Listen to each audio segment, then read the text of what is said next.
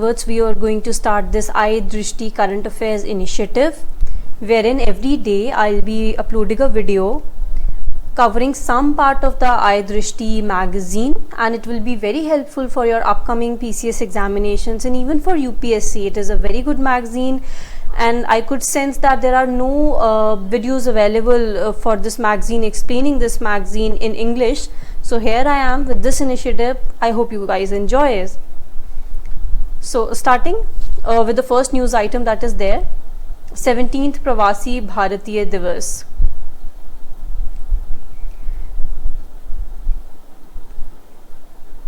So the Prime Minister Shri Narendra Modi inaugurated the 17th Pravasi Bharatiya Divas Convention in Indore, Madhya Pradesh.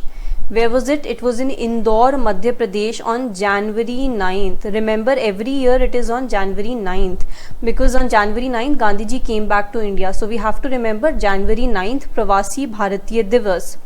इस मौके पे prime minister ने also एक commemorative stamp भी release किया था, विच इज सुरक्षित जाएं, प्रशिक्षित जाएं,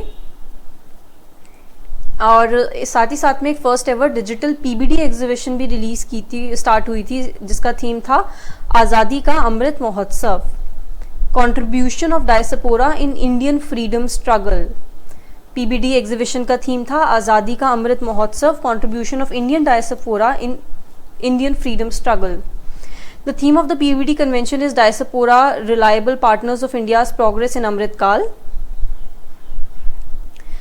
Over 3,500 diaspora members from nearly 70 different countries have registered for the PBD convention. हमें याद रखना है कि पीबीडी कन्वेंशन के लिए बहुत सारे लोगों ने रजिस्टर किया है, और इसकी जो इम्पोर्टेंट ये जो दोनों थीम्स थी, आज़ादी का अमृत महोत्सव और diaspora, reliable partners of India's progress in Amrit Kaal, ये दोनों हमें थीम्स याद कर रख के चलना है। Moving forward,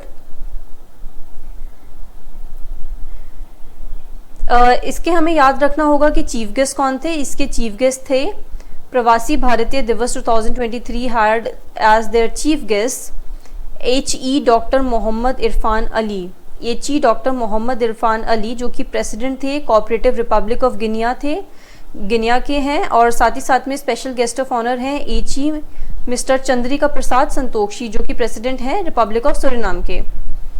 9 January 1915 marks the day of the return of Mahatma Gandhi to India from South Africa. 2003 से प्रवासी भारतीय दिवस सेलिब्रेट हो रहा है। रिमेंबर 2003 से प्रवासी भारतीय दिवस सेलिब्रेट हो रहा है, and it marks the contribution of overseas Indian community in development of India. Alright guys, next news is Indian song Naatu Naatu wins global awards. हम सबको पता है जनवरी 2023 music composer MM Keeravani accepted the award for best original song for Telugu film RRR directed by SS Rajamouli। आपको पता होना चाहिए SS Rajamouli की और कौन सी फिल्म्स हैं। At the 80th Golden Globe Awards, Naatu Naatu becomes the first Asian song है ये, आपको याद रखना है, to win the coveted award, not only Indian but the first Asian song to win this award। Golden Globe Award presented annually by the Hollywood Foreign Press Association of India HFPA. Rajamouli's magnum opus film RRR picked up 2 wins at the Critics Choice Award for Best Song। Critics Choice Award for Best Song में भी ये जीता है, और Best Foreign Language Film में भी ये जीता है।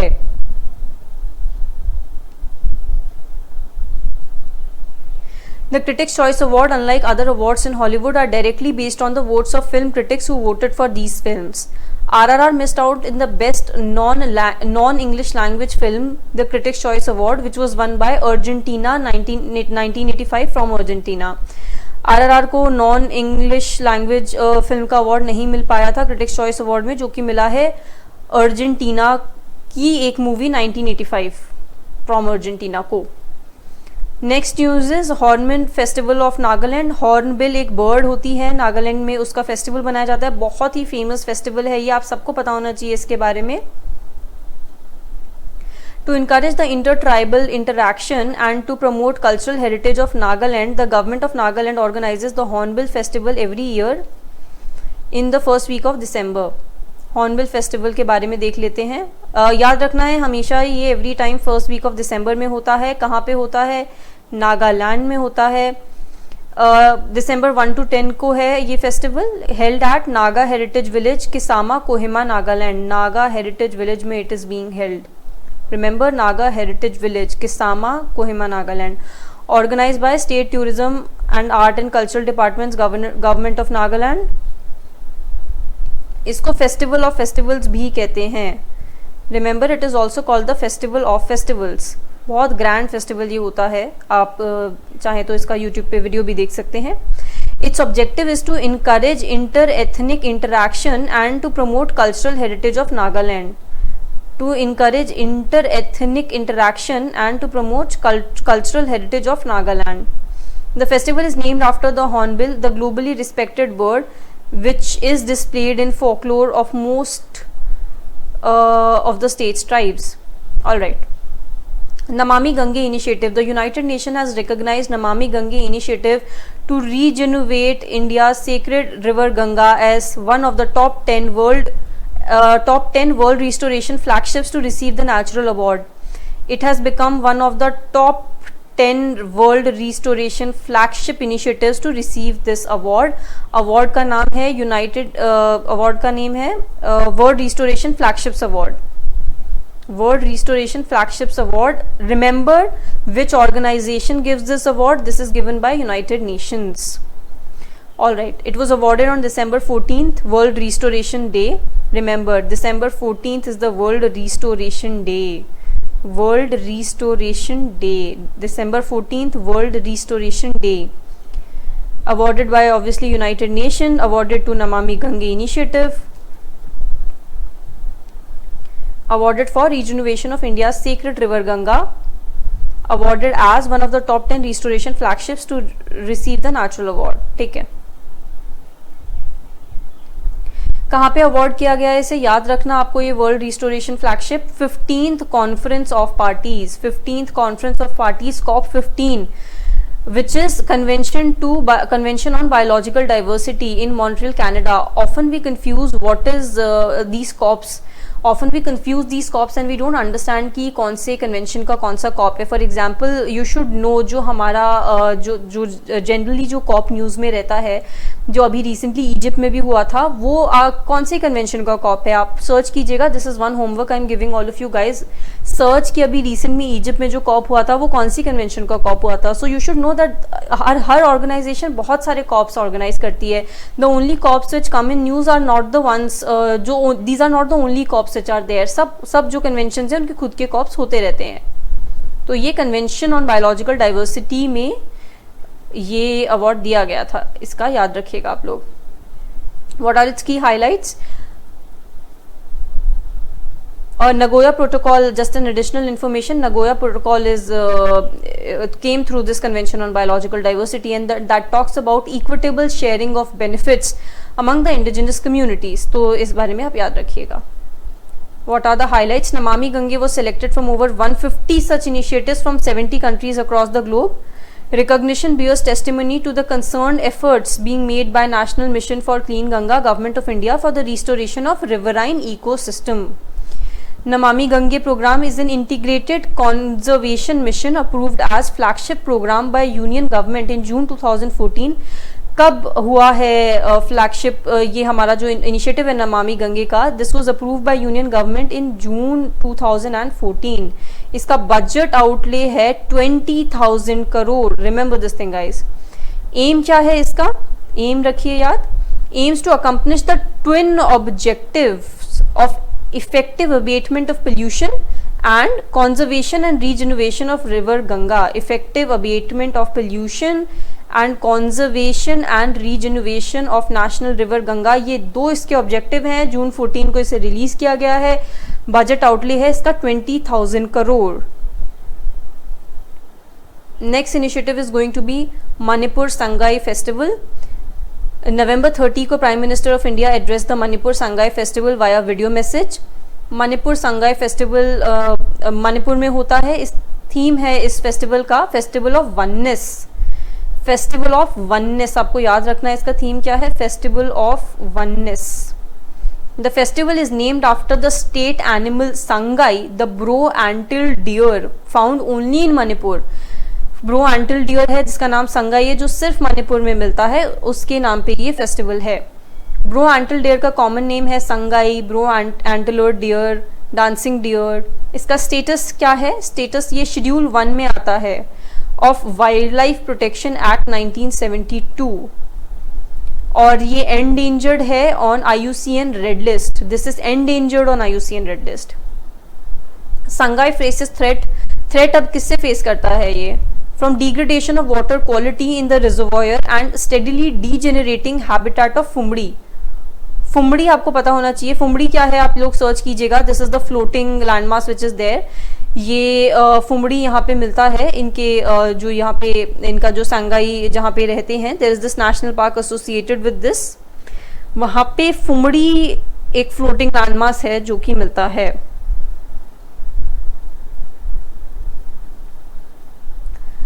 Homework from this, if you are looking at it and आपके पास अभी एक्सेस है, आप सर्च कर सकते हैं, तो सर्च कीजिए कि मणिपुर में कौन सा नेशनल पार्क है, कौन सा रिजर्व है, क्या जगह है वो जहाँ पे ये ब्रो एंटलर डियर मिलता है, फुमड़ी जहाँ पे है। Search this. See guys, I am not telling you each and everything, because अगर मैं सब कुछ आपको ऐसे ही बता दूंगी तो आपके पास सर्च करने को कुछ नहीं होगा, and you won't pay attention to what I am telling you. तो ये सर्च कीजिएगा। New Ramsar sites in India. The Convention on Wetlands is an intergovernmental treaty adopted on 2nd February 1971 in the Iranian city of Ramsar and came into force in 1975. 1975 में this came into force. The name of the convention is usually written Convention on Wetlands, Ramsar, Iran, 1971, but it has become become known popularly as the Ramsar Convention. In August 2022, India added 11 more wetlands into the list of Ramsar sites. 11 more wetlands add हुए हैं। Key points about Ramsar sites in India: number of newly added sites in Ramsar list 11.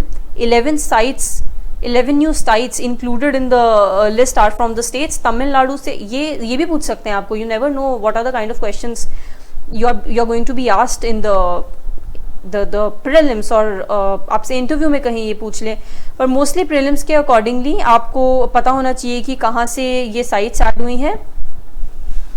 Tamil Nadu से 4 sites add हुई हैं, सो you should know that. Tamil Nadu से 4 sites add हुई हैं, उड़ीसा से 3 sites add हुई हैं, जम्मू कश्मीर से 2 साइट्स ऐड हुई हैं, 1 साइट ईच ऐड हुई है from Madhya Pradesh and Maharashtra. 4 sites from Tamil Nadu, 3 sites from Odisha, 2 sites from Jammu and Kashmir, and 1 site from Madhya Pradesh and Maharashtra. Total Ramsar sites India में at present है 75, coinciding with the 75 years of our independence, which is amazing. States having the most number of Ramsar sites, Tamil Nadu में 14 sites हैं। उसने UP को cross कर लिया है, पहले यूपी में होती थी मोस्ट, अब भी तमिलनाडु में है 14 sites, because recently 4 sites add हुई हैं तमिलनाडु में। तमिलनाडु में 14 साइट्स, मोस्ट साइट अपने पूरे इंडिया में रामसर साइट्स की लिस्ट में। यूपी में 10 साइट्स हैं।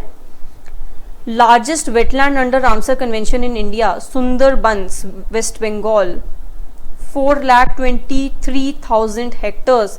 This is the largest wetland Ramsar sites में जो भी है हमारे इंडिया से।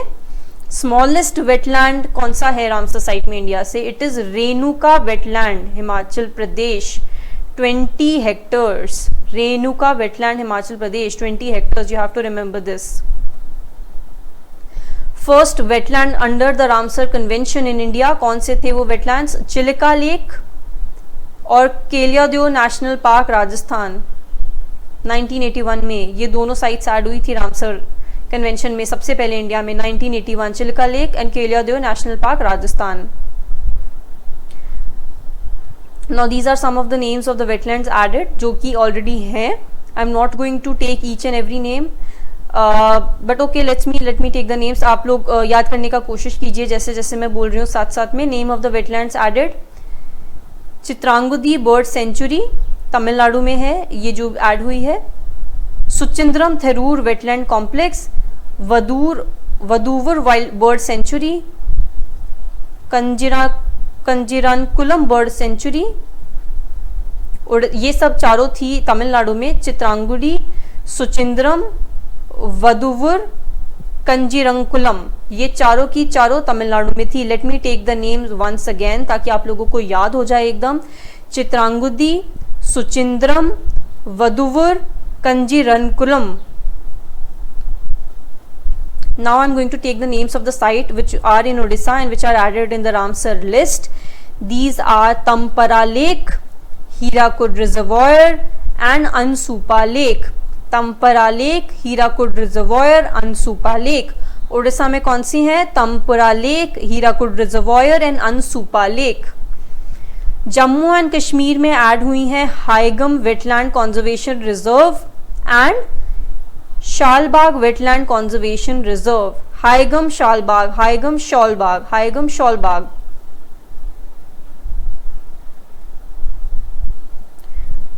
शॉलबर्ग हाइमन, शॉलबर्ग हाइमन कहां पे है? जम्मू एंड कश्मीर में। Next, 1 sites as we discussed are added in Madhya Pradesh and Maharashtra. These are Yashwant Sagar and Thane Creek. Yashwant Sagar and Thane Creek. So these are some of the sites which are added. Let's see some key highlights. India is one of the contracting parties to Ramsar Convention signed in Ramsar, Iran in 1971. The convention entered into force in India on 1st February 1982. याद रखना है हमें, India कब अपने आप को add किया Ramsar convention में? 1982 में। Even though the Ramsar came into force in 1975, India entered the convention only in 1982. Remember this. During this year itself, 2022, a total of 19 sites have been declared as Ramsar sites. 75 Ramsar sites covering an area of 13,26,678 hectares are in the country. Goa and Karnataka got their first Ramsar sites this year. इस साल गोवा और कर्नाटका को उनकी पहली Ramsar sites मिली है। Let's see the name of the sites. Goa को जो साइट मिली है that is Nanda lake, Nanda lake. And Karnataka को जो साइट मिली है that is a bird sanctuary, it is Ranganathittu, Ranganathittu, Ranganathittu. Karnataka and Goa Nanda lake, उनको पहली बार 2002 में एक एक साइट्स मिली है रामसर में, इससे पहले कोई साइट्स नहीं थी। Let's see some of the facts regarding wetlands in India. India's wetlands cover 4.63% of the geographical area of the country. कितना एरिया कवर करते हैं इंडिया के wetland? 4.63%, 4.63%। In state distribution of wetlands, Gujarat is at the top width 34,749.5 square kilometre. Almost आप लोग याद रखिए 34,700 square kilometre Gujarat सबसे ज्यादा, गुजरात में एरिया कवर होता है पूरे इंडिया में वेटलैंड्स में। उसके बाद आंध्र प्रदेश है 14,471 square kilometre. Then comes Uttar Pradesh. Uttar Pradesh third number पे आता है वेटलैंड्स की डिस्ट्रीब्यूशन में, state wise distribution of wetlands में 12,425 square kilometre. And West Bengal comes at fourth with 11,079 square kilometre. These are some other facts. The countries with the most Ramsar sites are United Kingdom 175, Mexico 144। सबसे ज्यादा Ramsar sites कौन सी countries में है? United kingdom में 175, Mexico 144। Bolivia has the largest area with 148,424 square kilometre under the convention protection. Bolivia में सबसे ज्यादा area है रामसर साइट के अंडर में, और कंट्रीज जिसमें सबसे ज्यादा साइट है रामसर कन्वेंशन के अंडर वो है यूनाइटेड किंगडम फर्स्ट नंबर पे 175, मेक्सिको 144। पर साइट सबसे ज्यादा यूके और मेक्सिको में है, पर एरिया सबसे ज्यादा बोलीविया में है। Alright guys, moving forward, Canada, Chad, Congo and Russian Federation have also each designated over 100,000 square kilometer. This is just one information you can remember. यहाँ पे कुछ नेम है रामसर साइट्स के जो कि इंडिया में हर एक स्टेट से जो रामसर साइट्स हैं। आई एम स्किपिंग दीज, आप लोग खुद पढ़ सकते हैं ये यहाँ से। जो इम्पोर्टेंट थे वो फैक्ट्स हमने कवर कर लिए, वो बस एक एग्जॉस्टिव लिस्ट है। Moving on, next bit of information, Gujarat and Himachal Pradesh assembly election. On December 8, 2022, Gujarat and Himachal Pradesh Assembly election results were declared. The BJP has retained power in Gujarat for a record 7th straight term as it won 156 seats in the 182 member state assembly. आपको याद रखना है कि BJP ने record 7th बार power में आई है वो गुजरात में. Bhupendra Patel has sworn in as the 17th Chief Minister of Gujarat, second time in a row. The people of Gujarat voted in 2 phases on 1 and 5th December 2022 and the overall voter turnout in Gujarat was around 64.65%. Himachal Pradesh voted in a single phase on 12th November 2022. Himachal Pradesh voter turnout was more than 74%. अगर कहीं पे आपको कुछ MCQ questions आ रहा है voter turnout कौन सा सबसे ज्यादा स्टेट्स में आता है, तो Himachal Pradesh is one of the states northern India में जिसका वोटर टर्नआउट बहुत अच्छा है. 74% इसका वोटर टर्नआउट है, तो आप ये याद रख सकते हैं. INC won 40 seats in 68 member assembly and formed the government. Himachal Pradesh में इंडियन नेशनल कांग्रेस की गवर्नमेंट बनी है. Congress Sukhvinder Singh Sukhu on December 11, 2022 took oath as the new chief minister of Himachal Pradesh. Moving on, the world's 100 most powerful women. ये बहुत important news है, पक्का इससे question आने की पूरे चांसेस हैं. In December 2022, Forbes released the list of the world's 100 most powerful women. Forbes ने रिलीज की है ये लिस्ट जिसकी हम बात कर रहे हैं, क्योंकि इसे और भी लिस्ट आती है world's most powerful women, 50 most powerful women, 100 most powerful women. But the current list that we are talking about वो Forbes का लिस्ट है. For her leadership during the Ukraine war as well as her handling of the COVID-19 pandemic, European Commission President Ursula von der Leyen sits atop rank first in 19th annual Forbes list of the world's 100 most powerful women. तो Ursula जो है European commission की president हैं, उनको first number पे रखा गया है इस लिस्ट पे. Ursula von der Leyen, Ursula name याद कर लीजिए.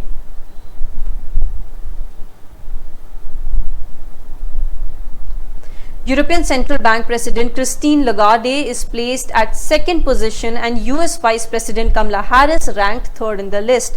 Christine Lagarde second position, US Vice President Kamala Harris third position पे हैं. Details of Indian women who made it to the list. Nirmala Sitharaman 36 rank पे हैं. रोशनी नाडर मल्होत्रा जो कि HCL टेक की चेयरपर्सन है वो 53rd नंबर पे हैं. माधुरी पुरी बूच सेबी की हैं वो 54th नंबर पे हैं. Soma Mondal steel authority of India की चेयरपर्सन है वो 67th नंबर पे हैं. Kiran Mazumdar Shaw executive chairperson and founder of Biocon limited and Biocon biologics limited 77th number पे हैं. साथ ही साथ में फाल्गुनी संजय नायर जो कि हमारी जो सेल्फ मेड वुमेन है एक नायका की फाउंडर है, उनको 89th पोजीशन पे रखा गया है. सो जस्ट रिकॉलिंग, फर्स्ट पे है उर्सुला जो कि यूरोपियन कमीशन की प्रेसिडेंट है मिस उर्सुला. सेकंड नंबर पे है Christine Lagarde European central bank की जो कि प्रेसिडेंट है. थर्ड पोजीशन पे है US vice president Kamala Harris. India की निर्मला सीतारमन, रोशनी नाडर मल्होत्रा, माधुरी पुरी बूच, सोमा मंडल, किरण मजुमदार शॉ और साथ ही साथ में फाल्गुनी संजय नायर, ये हमारी इंडिया की विमेन है जो इस लिस्ट में है. Next bit is India internet governance forum IIGF 2022. Recently, the Minister of State for Electronics and Information Technology and Skill Development and Entrepreneurship addressed the India Internet Governance Forum 2022. दिसंबर में ये हुआ था, new Delhi में ये हुआ है. सबसे इंपॉर्टेंट थीम क्या है IIGF की? Leveraging टेकेड for empowering Bharat. Leveraging टेकेड for empowering Bharat, याद रखिएगा. लिवरेजिंग टेकेड फॉर एम्पावरिंग भारत की highlights. India is the largest connected nation in the world with more than 800 million broadband users. वो सबसे ज़्यादा कनेक्टेड और सबसे बड़ा कनेक्टेड नेशन है हमारा इंडिया. 800 मिलियन ब्रॉडबैंड यूजर्स हैं हमारे इंडिया में. इस पॉइंट को आप अपने आंसर राइटिंग में और भी जगह भी यूज़ कर सकते हैं कि इंडिया में इंटरनेट पेनिट्रेशन बहुत डीप है, इसीलिए ये फैक्ट है. Largest connected nation in the world with more than 800 million broadband users. India, with more than 1.4 billion citizens, 1.2 billion mobile users and 800 million internet users, demonstrate the growing internet culture in the country.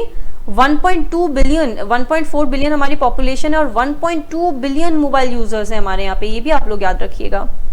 About IIGF, the India Internet Governance Forum is an initiative associated with the UN Internet Governance Forum. ये किससे associated है? ये UN Internet Governance Forum से associated है, UNIGF. Amrit Bharat Station Scheme. Recently, Ministry of Railways has formulated a new policy for modernization of stations named Amrit Bharat station scheme. ये किसके लिए है? ये स्कीम आप लोग याद रखिए, ये है मॉडर्नाइजेशन ऑफ स्टेशंस के लिए. Amrit Bharat station scheme equal to modernization of stations. Ministry of railways का स्कीम है ऑब्वियसली, बिकॉज स्टेशंस की बात हो रही है. Amrit Bharat station scheme envisages development of stations on a continuous basis with a long term vision. About Amrit Bharat station scheme. कब launch हुई है? दिसंबर 7, 2022. 2022 में ये लॉन्च हुई है, दिसंबर 7. Launch by ministry of railways. It is based on master planning for long term. याद रखिएगा, long term and implementation of the elements of master plan as per need and patronage of the station. Long term plan है इसमें, इसके accordingly. Highlights: the new scheme will be implemented as per needs and patronage of the railway stations. The scheme is based on the preparation of master plans and its implementation in phases to create roof plazas and city centers at the station in the wrong run. Roof plazas और city centres. जब हम दूसरी countries में जाते हैं तो हम देखते हैं कि वहाँ के रेलवे स्टेशंस, आप फ्रांस में जाएं या बाकी किसी यूरोपियन कंट्री में जाएं तो वहाँ के रेलवे स्टेशन एकदम मॉल जैसे आपको रेलवे स्टेशंस लगेंगे ही नहीं आपको कि आप रेलवे स्टेशन पे भी हैं. तो उन्हीं की तर्ज पे यहाँ पे भी इंडिया में भी मॉडर्नाइज करने की बात हो रही है. रेलवे स्टेशन को वहाँ पे प्लाजा बनाए, सिटी सेंटर्स वगैरह बना के अच्छा सा स्टेशन बनाने के लिए ये स्कीम है हमारी. Under the scheme, attempts are being made to develop passenger amenities by clubbing different types of waiting halls and to provide good cafeteria and retail facilities as far as possible. आप लोग अपनी travelling भी कर सकते हैं, shopping भी कर सकते हैं साथ ही साथ में. The name of the scheme is Amrit Bharat station scheme. Modernization, long-term plan, roof plazas and city centers. That is it for today's video, guys. I hope you enjoyed the video and keep checking our channel for more such videos.